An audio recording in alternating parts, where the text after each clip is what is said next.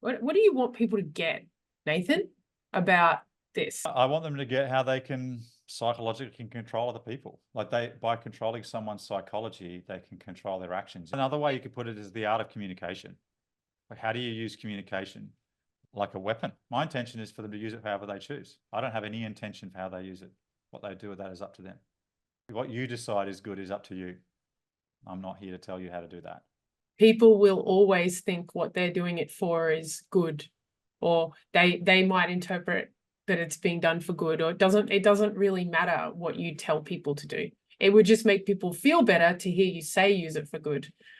I think it's the antithesis of what I'm out to have people see. If you're justifying your own actions, then maybe, just maybe, it's you're not going in the right direction. We want to explore conversations that it doesn't seem like are able to be explored. It doesn't feel like or seem like people give themselves permission to explore some of these things. So we're here to just maybe take a look and explore this stuff. I want to see perspectives. I love seeing inside my own mind. I love seeing inside in other people's minds. So, and it's unfortunate that we don't talk about some of this stuff, because if we did, we'd be able to see it for ourselves really, really clearly. I saw this podcast the other day between the guy and a comedian. They were both saying, they had this conversation where they say, there's something I miss about religion, and they loved being in the religion, right? But they now they don't want to associate with religion. Yep. Because what religion really stands for these days is that kind of level of being psychologically manipulated, being like taken to a place of needing to be controlled by guilt and shame and certain other experiences.